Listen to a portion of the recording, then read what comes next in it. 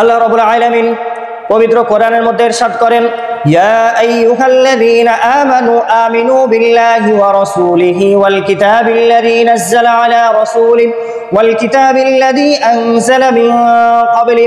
হে ঈমানদারগণ, তোমরা আবার নতুন করে ঈমান নিয়ে আসো, তোমাদের ঈমানটাকে তোমরা নবায়ন করে নাও। বিল্লাহি, কার উপরে? আল্লাহ রাব্বুল ইজ্জাতের উপরে। ওয়া রাসূলিহি, এবং তার রাসূলের উপরে, এবং তিনি যেই কিতাবটা নাদিল করেছেন সেই কিতাবের ওপরে এবং তার ফেরেশতাগণের ওপরে।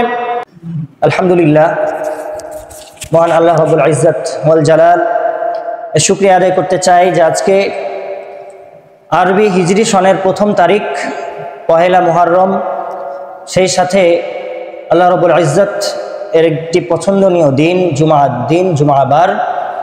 আল্লাহ রাব্বুল আলামিন এই জুমাবারে 1447 সালের প্রথম দিনে আল্লাহ রাব্বুল ইজ্জত আমাদেরকে সুস্থ এবং সবল শরীর এবং মন দিয়ে তার প্রিয় গৃহে, তার প্রিয় ঘরে মসজিদে আসার তৌফিক এনায়েত করেছেন। এজন্য আমরা প্রত্যেকেই অন্তর থেকে তার কালিমাত শুকর আদায় করছি। আমরা সকলে বলি আলহামদুলিল্লাহ। অতঃপর আমরা দরুদ আদায় করি বিশ্ব মানবতার দূত সাইয়্যিদুল মুরসালিন রাহমাতুল লিল আলামিন রাসূলের প্রতি আমরা দরুদ আদায় করছি সাল্লাল্লাহু আলাইহি ওয়াসাল্লাম। সম্মানিত হাজিরিন, আজকে 1447 হিজরি সনের প্রথম দিনে আল্লাহ তাআলা আমাদেরকে নিয়ে আসলেন। মুহররম মাস আজকে গতকালকে সূর্যোদয়ের পরেই শুরু হয়ে গিয়েছে। তো হারাম যে মাসগুলো রয়েছে তার মধ্যে মুহররমুল হারাম এই মাসটা আল্লাহ তাআলার কাছেও অধিক প্রিয়। আল্লাহ রাসূল সাল্লাল্লাহু আলাইহি ওয়াসাল্লাম এই মাসের ব্যাপারে বলেছে, হাযা শাহরুল্লাহি আল মুহররম, এটা হচ্ছে আল্লাহ তাআলার মাস। আমরা সকলেই জানি এই মাসে যে 10 তারিখ পবিত্র আশুরা, সেই আশুরার রোজার ব্যাপারে আল্লাহ তাআলা বলেছেন, আল্লাহ তাআলার রাসূল আমাদেরকে বলেছেন যে আফজালুস সিয়াম বাদা রমাজান শাহরুল্লাহিল মুহররম, রমজানের পরে সবথেকে উত্তম রোজা সিয়াম হচ্ছে এই আশুরার 9-10 অথবা 10-11, দুইটা রাখতে হবে, হয় 9-10 আর নাহলে 10-11 তারিখে যে দুইটা রোজা রাখা হয়, এই দুইটা হচ্ছে রমজানের পরে সব থেকে বেশি আল্লাহ তাআলার কাছে প্রিয়। তো সেই হিসাবে বোঝা যাচ্ছে যে শাহরুল্লাহ অর্থাৎ আল্লাহ তাআলার যে মাস, এই মাসটা আজকে থেকে শুরু হয়েছে।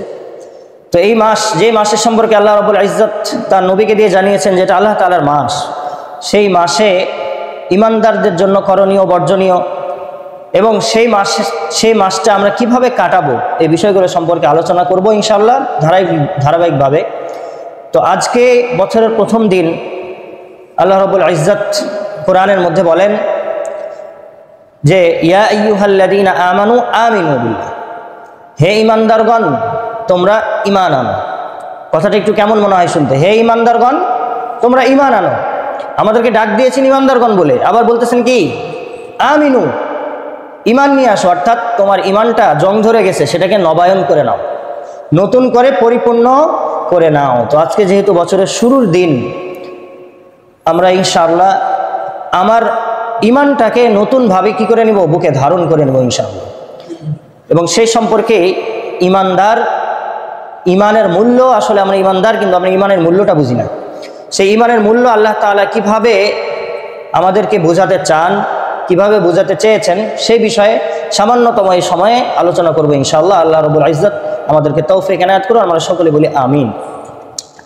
আল্লাহ রাব্বুল আলামিন পবিত্র কোরআনের মধ্যে ইরশাদ করেন, ইয়া আইয়ুহাল্লাযীনা আমানু আমিনু বিল্লাহি ওয়া রাসূলিহি ওয়াল কিতাবিল্লাযী নাযালা আলা রাসূলিহি ওয়াল কিতাবিল্লাযী আনজালা মিন ক্বাবলি।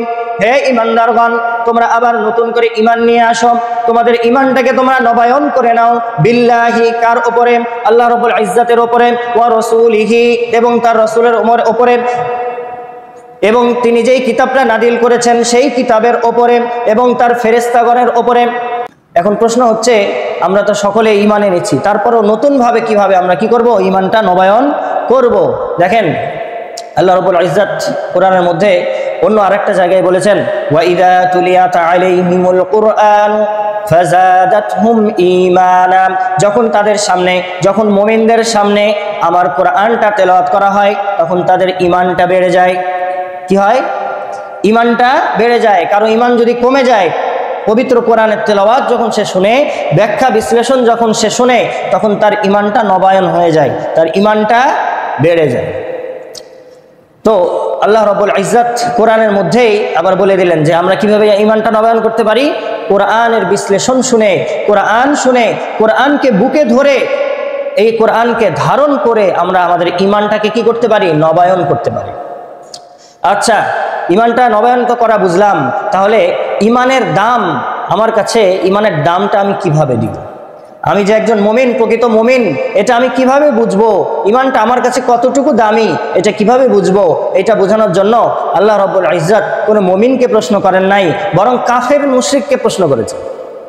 একজন মুমিনকে যদি জিজ্ঞাসা করেন, তোমাকে কে খাওয়ায়, তোমাকে কে পড়ায়, তোমাকে কে জীবন দিয়েছে, কে মৃত্যু দান করেছে, আমরা মুমিনরা সাথে সাথে বলে দেব আল্লাহ রাব্বুল আলামিন আমাকে খাওয়ান, পালেন, পান করান, যাবতীয় সবকিছু কি করেন? আল্লাহ রাব্বুল ইজ্জত আমাকে দেন। সহজে আমরা বলে ফেলবো। তো তখন আসলে বলতে পারবো ঠিকই, কিন্তু অন্তর থেকে অনুধাবন আমরা করতে পারবো না। অন্তর থেকে যেন আমরা অনুধাবন করতে পারি, এজন্য আল্লাহ রাব্বুল ইজ্জত কাফের মুশরিককে এই প্রশ্ন করেছে। আল্লাহ রাব্বুল আলামিন তার রাসূলকে ডেকে বললেন, হে রাসূল, আপনি মক্কার কাফের উতবা, শাইবা, আবু জাহেলদের কাছে যে জিজ্ঞাসা করেন, কুল্লিমানিল আরদু মান ফিস সামাওয়াতি ওয়াল আরদ, কুল্লিমানিল আরদু মান ফিস সামাওয়াতি ওয়াল আরদ, বলেন দেখি এই আসমান জমিনে যা কিছু রয়েছে তার কিছু সব কিছুর মালিককে? আল্লাহ তাআলা তো ইচ্ছা করলে আমাদের থেকেও আরো বহু ইমানদার, বড় ইমানদার হযরত আবু বকর সিদ্দিক রাদিয়াল্লাহু তাআলা আনহু, হযরত ওমর রাদিয়াল্লাহু তাআলা আনহু, তাদেরকে জিজ্ঞাসা করতে পারতেন। কিন্তু তাদেরকে জিজ্ঞাসা না করে আল্লাহ তাআলা কাকে জিজ্ঞাসা করলেন? এই আয়াতের শানে নজুলে বলে যে আল্লাহ রাব্বুল ইজ্জত মক্কার বড় বড় কাফের যারা রয়েছে, উতবা, শাইবা, আবু জাহাল, তাদেরকে আল্লাহ রাব্বুল ইজ্জত জিজ্ঞাসা করতে বলেছেন। দেখেন, আল্লাহ তাআলা আমাদের থেকেও বড় ইমানদারদেরকে দিয়ে বোঝাতে পারতেন, কিন্তু তারপরও আল্লাহ তাআলা কাফেরদের মুখ দিয়ে আল্লাহ তাআলা বের করেছেন। হযরত আবু বকর রাদিয়াল্লাহু তাআলা আনহু, হযরত ওমর রাদিয়াল্লাহু তাআলা আনহু, তাদের থেকে বড় ইমানদার আমাদের পক্ষে হওয়া সম্ভব নয়। আবু বকর রাদিয়াল্লাহু তাআলা আনহু কেমন ইমানদার ছিলেন? আল্লাহ তাআলা তো চাইলে তার মুখ দিয়েও বের করতে পারতেন, কিন্তু আমরা একটু শুনি যে তিনি কেমন ইমানদার ছিলেন। মেরাজের রাতে আল্লাহ রাসূল সাল্লাল্লাহু আলাইহি ওয়াসাল্লাম যখন মেরাজ করে ফিরলেন, ফজরের নামাজের পরে কিছু সাহাবায়ে কেরামের সামনে যখন তিনি বললেন মক্কা চত্বরে, সাথে সাথে শুনে নিল কে? আবু জেহেল। আবু জেহেল তো সবসময় রাসূলুল্লাহ সাল্লাল্লাহু আলাইহি ওয়াসাল্লামকে কোনো ধরনের অপমান করতে সে থামতো না। যত ধরনের কুৎসিত কথা, যত ধরনের গালিগালাজ সব সে রাসূলুল্লাহ সাল্লাল্লাহু আলাইহি ওয়াসাল্লামকে দিত, এবং সবাইকে বলে বেড়াতো যে মুহাম্মদের মাথা ঠিক নাই, মুহাম্মদ পাগল হয়ে গেছে। তো এই কথা যখন সে শুনলো যে এক রাতের মধ্যে প্রথমে কোথায় গেছে? ফিলিস্তিনে গেছে, এরপরে ফিলিস্তিন থেকে উপরে চলে গেছে, আল্লাহ তাআলার কাছে গেছে, তখন সে একজনকে জিজ্ঞাসা করলো শোনার পরে, এই যে এতদিন আমি বলেছি যে মুহাম্মদের মাথা পাগল হয়েছে, তোমরা তো আমার কথা বিশ্বাস করো নাই, আজকে আমি প্রমাণ নিয়ে এসেছি। আবু বকরের দরজায় যে ঠকঠাকা বলছে যে আবু বকর, তোমাকে এতবার বলেছি যে মুহাম্মদ পাগল হয়ে গেছে, তোমার দোস্ত মুহাম্মদ পাগল হয়ে গেছে, তুমি তো আমার কথা শোনো নাই, মানো নাই, আজকে আমি প্রমাণ নিয়ে এসেছি। আবু বকর রাদিয়াল্লাহু তাআলা আনহু অবাক হয়ে গেছেন যে কি হয়েছে এমন। তিনি বের হয়ে এসেছেন, মক্কার কাবার চত্বরে তিনি এসেছেন। এরপরে আবু জেহেল সবাইকে বলছে, বলো দেখি এখান থেকে ফিলিস্তিনের দূরত্ব সব থেকে মক্কার তেজি ঘোড়া যেটা, সেটা দিয়েও যদি আমরা রওনা দেই কয়দিন লাগবে? ওখানে যারা উপস্থিত ছিল, যারা বণিক সম্প্রদায়, ব্যবসায়ী, তারা বলল মিনিমাম 7 দিন লাগবে। সব থেকে তেজি যে ঘোড়াটা, সব থেকে দ্রুত যে ঘোড়াটা দৌড়াতে পারবে, সেও যদি দৌড়ায় তাও কতদিন সময় লাগবে? 7 দিন সময় লাগবে মক্কা থেকে ফিলিস্তিন। তখন আবু জেহেল সাথে সাথে হেসে বলে উঠলো, দেখো তোমরা যে বলো মুহাম্মদের মাথা ঠিক আছে, মুহাম্মদ বলেছে এক রাতে সে ফিলিস্তিনে গেছে, সেখান থেকে নাকি আবার উপরেও গেছে, আবার সে ঘুরেও চলে এসেছে, তাহলে বলো এটা কিভাবে সম্ভব? সাথে সাথে সিদ্দিক আকবর রাদিয়াল্লাহু তাআলা আনহু বললেন যে ইয়া রাসূলুল্লাহ, আপনি কি এই কথা বলেছেন? আল্লাহ রাসূল বললেন, হ্যাঁ আমি বলেছি। আবু বকর রাদিয়াল্লাহু তাআলা আনহু বিন্দু মাত্র দেরি না করে সাথে সাথে বললেন, ইয়া রাব্বুল বাইত, ইয়া রাব্বু হাযাল বাইত, হে এই ঘরের মালিক, অবশ্যই আমার রাসূল সত্য কথা বলেছেন। সাদাকতা ইয়া রাসূলুল্লাহ, আপনি সত্য বলেছেন, আপনি যা বলবেন সেটার উপর আমি ঈমান এনেছি। সাথে সাথে এরপর থেকে আবু বকরের নামের শেষে সিদ্দিক আকবর, অর্থাৎ সব থেকে বড় সত্যবাদী, এই লকবটা তার দেওয়া হয়। তাহলে আল্লাহ তাআলা ইচ্ছা করলে এত বড় একজন ইমানদার রাসূলের সঙ্গী, তাকে এই প্রশ্নগুলো করতে পারতেন। কুল্লিমানিল আরদু ওয়া মান ফিহা, এই আসমান জমিন কার এবং তার মধ্যে যা কিছু আছে সব কিছু কার? আল্লাহ তাআলা তাকে প্রশ্ন করতে পারতেন, কিন্তু তাকে আল্লাহ তাআলা প্রশ্ন করেন নাই, বরং মক্কার বড় বড় কাফের মুশরিক আল ইসলামের দুশমন যারা ছিল তাদেরকে আল্লাহ রাব্বুল ইজ্জত প্রশ্ন করেছেন। আল্লাহ তাআলা সূরা মুমিনুনের মধ্যে 83 নম্বর আয়াত আল্লাহ তাআলা বলেন, কুল্লিমানিল আরদু ওয়া মান ফিহা ইন কুনতুম তা'লামুন। হে নবী, আপনি তাদের কাছে চলে যান, তাদের কাছে যে জিজ্ঞাসা করুন এই দুনিয়া এবং এই দুনিয়ার যা কিছু মধ্যে যা কিছু রয়েছে এই সব কিছুর মালিক কে, রাজত্ব কার। ইন কুনতুম তা'লামুন, যদি তোমরা জানো তাহলে তা বলে ফেলো। আপনাদেরকে প্রশ্ন করি, বলেন দেখি এই জমিন আসমানের মালিক কে? আল্লাহ। আচ্ছা এবার বলেন দেখি মক্কার কাফের মুশরিকরা কি বলেছিল? মক্কার কাফের মুশরিকরা এ বিষয়ে কি বলেছিল? কারো ধারণা আছে? মক্কার কাফের মুশরিকরা যা বলেছিল আল্লাহ তাআলা সেটা কোরআনে কোড করে দিয়েছে। আল্লাহ রাব্বুল ইজ্জত যখন তার নবীকে পাঠালেন যে যাও উতবা শৈবার কাছে যাও, সাইবার কাছে যে জিজ্ঞাসা করো এই জমিন আসমানে যা কিছু রয়েছে তার সবকিছু কার। তারা সাথে সাথে একটুও দেরি করে নাই, সাথে সাথে বলে ফেলেছে সায়াকুলুনা। হে নবী আপনি জেনে রাখুন তারা এই কথা বলবে, সায়াকুলুনা লিল্লাহ, এই আসমান জমিনে যা কিছু রয়েছে সব কিছুর মালিক কে? সব কিছুর মালিক কে? কাফের মুশরিকরা এই কথাই বলেছে। আবু জেহেল, উতবা, সাইবা তারাও এই কথাই বলল, সায়াকুলুনা লিল্লাহ, অচিরেই তারা বলবে সব কিছু আল্লাহ তাআলার জন্য। তাহলে তারাও বলে আল্লাহর জন্য, আমরাও বলি আল্লাহ তাআলার জন্য। তাহলে তাদের মধ্যে আমাদের মধ্যে দুশ্মনীটা কোথায়? শুধু এইখানেই শেষ নয়, তাদেরকে আরো জিজ্ঞাসা করেন, কুল আফালা তাযাক্কারুন, তোমরা বারবার নিজেদেরকে প্রশ্ন করতে থাকো। তাদেরকে আরো আপনি জিজ্ঞাসা করুন, কুল মার রব্বুস সামাওয়াতিস সাবঈ ওয়া রব্বুল আরশ, এই 7 তবক আসমানের মালিককে, এই আরশের মালিকটাকে। সায়াকুলুনা লিল্লাহ, আবারও তারা উত্তর দিবে এই 7 আসমানের মালিক হলো আল্লাহ রাব্বুল ইজ্জত, আর এই আরশের মালিক হলো আল্লাহ রাব্বুল ইজ্জত। শুধু এখানেই শেষ নয়, হে নবী আপনি তাদেরকে আরো জিজ্ঞাসা করুন, কুল মান বিয়াদিহি মালাকুতু কুল্লি শাইইন ওয়া হুয়া ইউজিরু ওয়া লা ইউজার ইন কুনতুম তা'লামুন সায়াকুলুনা লিল্লাহ, এই জমিনে আসমানে যা কিছু রয়েছে সব কিছুর মালিক কে? আবারও তারা কি বলবে? সায়াকুলুনা লিল্লাহ, তারা এক কথায় উত্তর দিবে আসমান জমিনে যা কিছু রয়েছে সব কিছুর মালিক হলেন কে? আল্লাহ। কুল ফাআন্না তুসহারুন। দেখেন আমরা সাধারণত আমাদের কাছে জিজ্ঞাসা করলে আমরা উত্তর দিব কি? আল্লাহ। তাদের কাছে জিজ্ঞাসা করা হলো, তারাও উত্তর দিল কি? আল্লাহ। তাহলে পার্থক্যটা কোথায়? পার্থক্যটা কোথায়? তাদের কাছে জিজ্ঞাসা করা হলো, তারাও উত্তর দিল আল্লাহ। আমাদের কাছে জিজ্ঞাসা করা হলে আমরাও উত্তর দিব আল্লাহ। তাহলে পার্থক্যটা কোন জায়গায়? পার্থক্যটা এক জায়গায় আছে। একদিন রাসূলুল্লাহ সাল্লাল্লাহু আলাইহি ওয়াসাল্লাম, পার্থক্যটা আমাদের জানা দরকার আছে না? আমরা সবাই জানি যে উতবা, সাইবা, আবু জেহেল এরা ছিল ইসলামের সবথেকে বড় দুশমন। তাহলে তারাও বলে আল্লাহ, আমরাও বলি আল্লাহ, তাহলে তাদের মাঝে আমাদের মাঝে দুশমনীটা কোথায়? একটা প্রশ্ন আসে না? আমরা আজকে আপনি যদি যারা বিসিএস ক্যাডার হয় পরীক্ষা দেয়, সূক্ষ্ম সূক্ষ্ম কিছু প্রশ্ন তাদের সবসময় মনে রাখতে হয় প্রশ্নের উত্তর।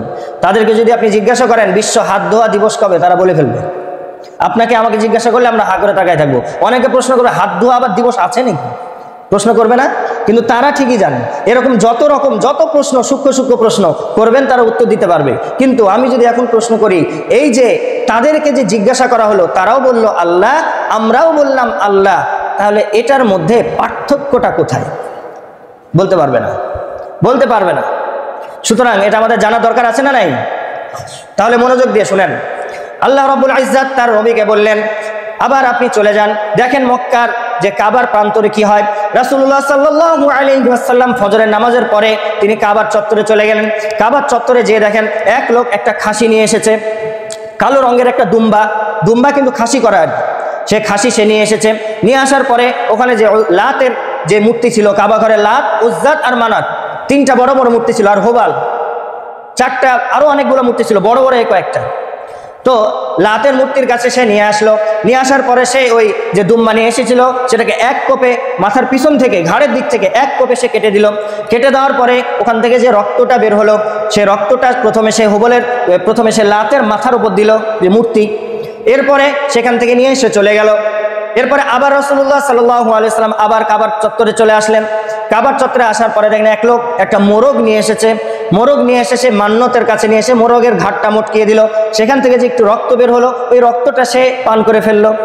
এরকম বিভিন্ন ধরনের এক একজন এক এক রকম করে আসে আর এই ধরনের কাজকর্ম সে করতে থাকে। এরপরে রাসূলুল্লাহ সাল্লাল্লাহু আলাইহি ওয়াসাল্লাম জিজ্ঞাসা করলো, তোমরা এগুলো কেন করো? তখন বললেন, আমাদের একটা ছেলে রয়েছে, এই ছেলেকে এমন একটা দুরারোগ্য ব্যাধিতে ধরেছে, সব ডাক্তার দেখানো শেষ, জাজিরাতুল আরবের মধ্যে যত ধরনের ডাক্তার ছিল সবাইকে দেখানো শেষ, তারপরেও কেউ ধরতে পারে না কি রোগ হয়েছে। তাই এই যে আমরা লাত যে রয়েছে, এই লাত অনেক বড় আল্লাহর ওলি ছিল, সেটা এখন চলে গিয়েছে, কিন্তু তার মূর্তিটা আমরা রেখেছি। তার মূর্তিতে কোনো রক্ত ছুঁয়ে যদি তাকে ওই ছেলেটাকে পান করায় দিই, তাহলে তার এই রোগের শেফা সে পেয়ে যাবে, সে রোগ থেকে আরোগ্য লাভ করবে। আবার আরেকজনকে প্রশ্ন করা হলো, তুমি মুরগির ঘাটটা কেন ভেঙে দিলে, সে রক্তটা কেন পান করে নিলে? বলে, আমি অনেক দিন ধরে শামে যাতায়াত করছি ব্যবসার উদ্দেশ্যে, কিন্তু আমার ব্যবসায় কোনো বরকত হয় না, যে মাল নিয়ে আসি সেটাই বিক্রি হয় না। এজন্য একজন আমাকে বলল যে এই যে উজ্জা আছে, এই উজ্জা তার মাথায় ছুঁয়ে যদি তুমি রক্ত পান করো, তোমার ব্যবসার মধ্যে বরকত হবে। এখন বলেন দেখি, আল্লাহ রাব্বুল ইজ্জত তার রাসূলকে তাদের কাছে পাঠালেন যে তারাও বলে জমিন আসমান সবকিছুর মালিক হলো আল্লাহ, আমরাও বলি জমিন আসমান সবকিছুর মালিক হলো আল্লাহ। আল্লাহ রাব্বুল ইজ্জত তাদের কাছে এটা জিজ্ঞাসা করে পাঠালেন। এরপরে আল্লাহ তাআলা নিজেই বলে দিলেন, এই যে তারাও বলে আল্লাহ, মুমিনরাও বলে আল্লাহ। পার্থক্যটা কোথায়? পার্থক্যটা সূরা জুমারের 2 নম্বর আয়াতে আল্লাহ তাআলা বলেন, ওয়াল্লাযীনা ইত্তাখাযু মিন দুনিহি মা ইয়াবুদুনা ইলাল্লাহি যুলফা। আর যারা নাকি আল্লাহ ব্যতীত অন্য কাউকে তাদের বন্ধু বানাবে, এই জন্য যে তারা মনে করে যে তাদেরকে যদি আমরা বন্ধু বানাই, সে উপরে যে আমার কথা সুপারিশ করবে আর আমার ইবাদতটা তারা কবুল করবে। তাদেরকে যখন জিজ্ঞাসা করা হলো, তোমরা তাদের কাছে কেন এই ধরনের ইবাদত করছো, তারা উত্তর দেয় যে আমরা জানতাম এই লাত আল্লাহ তাআলার অনেক প্রিয় একজন বান্দা ছিল, সুতরাং সে তো এখন নাই, কিন্তু আমরা যদি তার নাম নিয়ে কোনো কিছু করি, তাহলে সে আল্লাহ তাআলার কাছে আমাদের জন্য সুপারিশ করবে। আবার উজ্জার ব্যাপারে জিজ্ঞাসা করা হলো, সেই একই কথা বলা হলো যে সে তো আল্লাহ তাআলার কাছে প্রিয় ব্যক্তিত্ব ছিল, সুতরাং তার নাম নিয়ে যদি আমরা কিছু করি, তাহলে আল্লাহ তাআলা আমাদেরকে কবুল করবেন। আল্লাহ রাব্বুল আলামিন স্পষ্ট করে বলে দিলেন, তারা এই ইবাদতগুলো করতে চায় কেন জানো?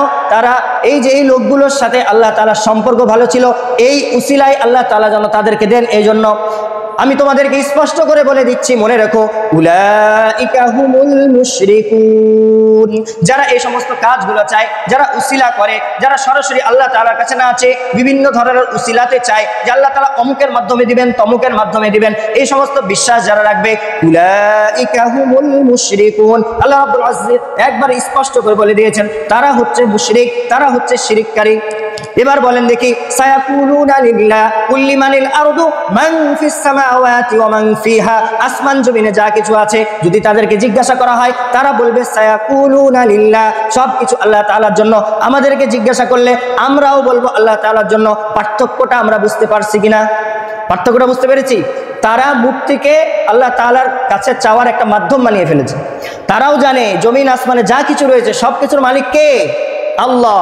আমরাও জানি সবকিছুর মালিক আল্লাহ, আমরা মানি সবকিছুর মালিক আল্লাহ, কিন্তু তারা সরাসরি আল্লাহর কাছে চায় না, বরং শিরক করে তারপরে কি করে? আল্লাহ তাআলার কাছে চাই। সুতরাং ইমানের দাম আমি আলোচনা শুরু করেছিলাম যে আমাদের ইমান আর তাদের ইমান, তাদেরও ইমান আছে, কিন্তু তাদের ইমানটা কেমন? তাদের ইমানটা একটা মাধ্যমে দিয়ে তারপরে আল্লাহ তাআলার কাছে। আর আমাদের ইমান কেমন? সরাসরি আল্লাহ তাআলার পক্ষ থেকে। আল্লাহ তাআলা কোরআনের মধ্যে সূরা ইউনূসের মধ্যে আরো প্রশ্ন করেছেন, কুল মার রাব্বুস সামাওয়াতি ওয়াল আরদ। আল্লাহ তাআলা বলেন, কুল মাইয়ারযুকুকুম ফিস সামাওয়াতি ওয়াল আরদ আম্মান ইয়ামলিকুস সামআ ওয়াল আবসার ওয়া মান ইউখরিজুল হাইয়্যা মিনাল মাইয়িতি ওয়া মান ইউখরিজুল মাইয়িতা মিনাল হাইয়্যি ফাসায়াকুলুনা আল্লাহ। তাদেরকে যদি আপনি জিজ্ঞাসা করেন, তোমাকে কে সৃষ্টি করেছে, তোমাকে দুনিয়াতে কে রিজিক দান করে, তোমাকে কে মৃত্যু দান করে, তোমাকে কে জীবন দান করে, সাথে সাথে তারাও বলবে সায়াকুলুন আল্লাহ, আল্লাহ তাআলাই আমাদেরকে জীবন দান করেন, মৃত্যু দান করেন। দেখেন, আমি যদি এখন আপনাদেরকে জিজ্ঞাসা করি যে আমাদেরকে রিজিক কে দান করেন, সাথে সাথে আমরা বলে দিব আল্লাহ, কারণ এটা বলা সহজ। আমাদের দেশের মাটি হলো খুবই উর্বর। আজকে আপনি একটা স্যাঁতস্যাঁতে মাটি আছে, সেখানে কোনো একটা বীজ দিবেন, দেখবেন কালকে সেখান থেকে একটা দানা বের হয়ে গেছে, সেখান থেকে একটা চারা বের হয়ে গেছে। কিন্তু মক্কা মুকাররমায় এত সহজে হবে না। আপনারা যারা হজে গিয়েছেন তারা জানেন যে মক্কার চারিদিকে দেখতে মনে হয় মাটি, কিন্তু সব বিশাল বিশাল পাহাড়, আর সেগুলো সব কিসের? পাথরের পাহাড়। এই পাথরের পাহাড়ে যতই পানি পড়ুক, সেখানে কি কোনো ধরনের বীজ, কোনো ধরনের চারা জন্মানো সম্ভব নয়। সুতরাং তাদেরকে যখন আল্লাহ তাআলা জিজ্ঞাসা করলেন, তাদেরকে জিজ্ঞাসা করে তাদের মুখ থেকে আল্লাহ বের করলেন যে আল্লাহ তাআলা মাইয়ারযুকুকুম ফিস সামাওয়াতি ওয়াল আরদ, এই জমিনে তোমাদেরকে কে খাওয়ায়, তোমাদেরকে কে রিজিক দেয়, তোমাদেরকে কে সন্তান দেয়? তারা বলল কি? আল্লাহ আমাদেরকে রিজিক দেন। কাফের মুশরিকরা কিন্তু বলল, কে? আল্লাহ আমাদেরকে রিজিক দেন। কিন্তু তাদের সমস্যাটা কোথায়? তারা সরাসরি আল্লাহ তাআলার কাছে না, বরং তাদের ইমানটা পড়ে আছে কোথায়? এখনো ওই লাতের ওপর, ওই উজ্জাতের ওপর, এই সমস্ত আরও যত ধরনের শিরক, আরও যত ধরনের মূর্তি। এবং শুধু তাই নয়, আমাদের মুসলমানদের মধ্যেও দুঃখের সাথে বলতে হয়, অনেকে অমুক বাবা তমুক বাবা এর উপরে এখনো বিশ্বাস নিয়ে থাকে। সরাসরি মসজিদে এসে সরাসরি যে কোনো জায়গায় 2 রাকাত সালাত পড়ে আল্লাহ তাআলার কাছে চাইবে, সেটা চাইবে না। কি করবে? এখান থেকে 2-3 হাজার কিলোমিটার দূরে যেয়ে তারপর বিভিন্ন টাকা পয়সা দিয়ে সেখানে গরু ছাগল হাবি জাবি অনেক কিছু দিবে, তারপরে ওই বাবার কাছে চাইবে। বলেন দেখি, সরাসরি আল্লাহ তাআলার কাছে চাইলে মনে হয় তিনি কি করেন না? শুনেন না। আমাদের বিশ্বাস এইটা। তাহলে আমি নিজেকে মুসলমান দাবি করি, আবার অন্তরে এই সমস্ত কুফর শিরকত এগুলাও আমি রাখছি, তাহলে আমার ঈমানের দাম কিভাবে হলো? সম্মানিত উপস্থিতি, আল্লাহ রাব্বুল ইজ্জত যে আমাকে জিজ্ঞাসা করলেন, ইয়া আইয়ুহাল্লাযীনা আমানু আমিনু, তুমি তোমার ঈমানটাকে কিভাবে নবায়ন করবে? তুমি তোমার ঈমানের জন্য কি করেছো? একদিন রাসূলুল্লাহ সাল্লাল্লাহু আলাইহি ওয়াসাল্লাম খবর পেলেন যে মক্কার যেই প্রান্তর রয়েছে কাবার প্রান্তর, ওই কাবার প্রান্তর এক মহিলার বিচার হচ্ছে। কি বিচার? কার বিচার? সেখানে আবু জেহেল, উতবা, সাইবা সবাই উপস্থিত ছিল। সেখানে যেয়ে তাকে জিজ্ঞাসা করা হলো, তোমার স্বামী কেন মুহাম্মদের উপর ঈমান আনলো? একদম ইসলামের প্রাথমিক ঘটনা শুরুর দিকে, তোমার স্বামী মুহাম্মদের উপর কেন ঈমান আনলো? তাকে তাড়াতাড়ি ঈমান ত্যাগ করতে বলো, নাহলে তোমার খবর আছে, তোমাকেও মেরে ফেলবো, তোমার স্বামীকে মেরে ফেলবো, তোমার ছেলেকেও মেরে ফেলবো। ওই মহিলা, তার ভিতর এত বেশি ঈমানের দীপ্ততা ছিল, এত বেশি ঈমানের আলো ছিল, এত বেশি শক্তি ছিল।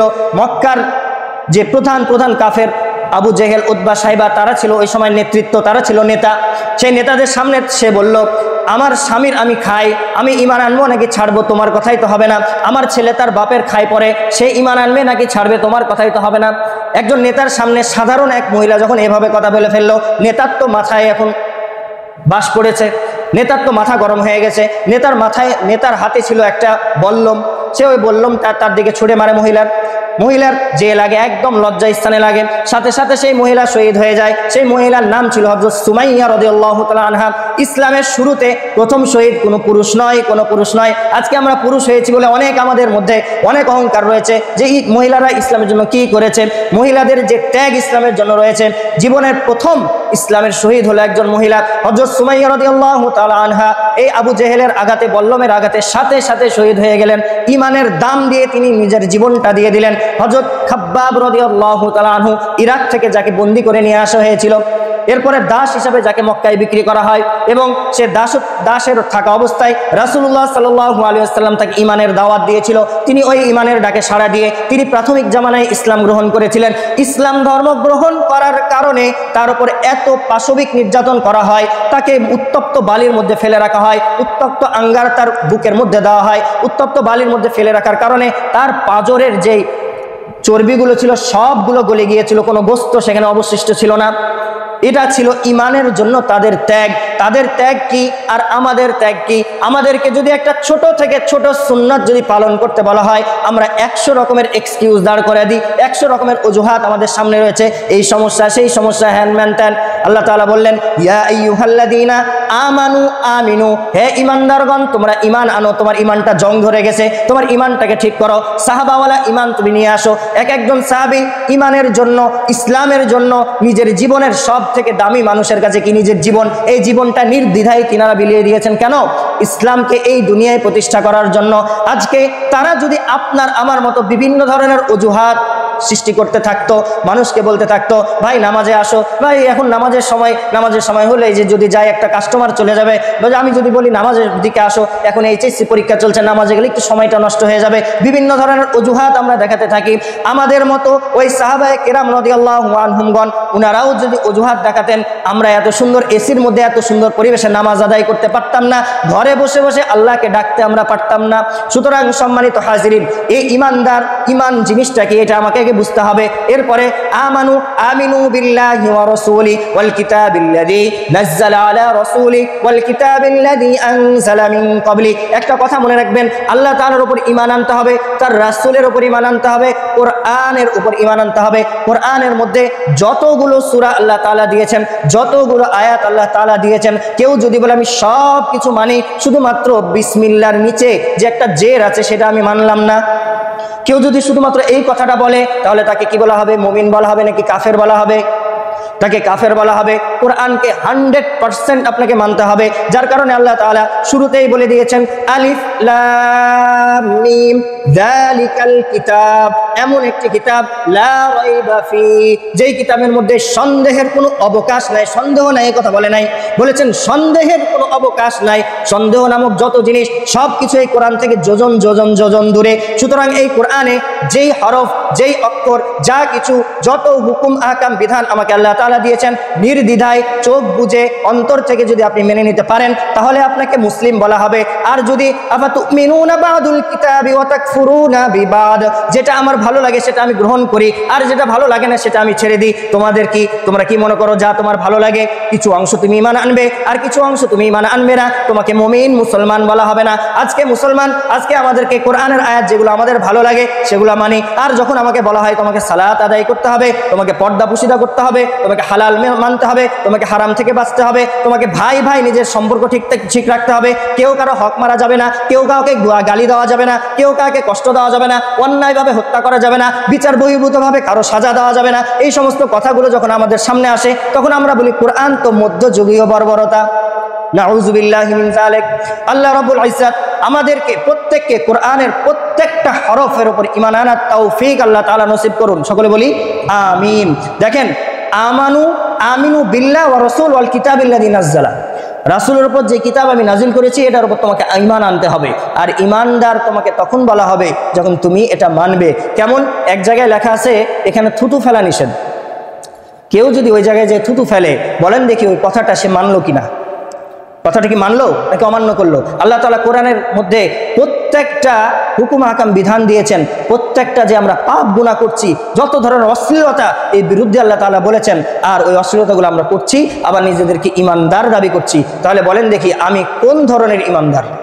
আল্লাহ রাব্বুল ইজ্জত এই কথাগুলো প্রথমে আমাদের সবাইকে মেনে আমাদের ঈমানটাকে মজবুত করার তৌফিক আল্লাহ তাআলা এনায়েত করুন। ওয়া আখিরু দাওয়ানা আলহামদুলিল্লাহি রাব্বিল আলামিন।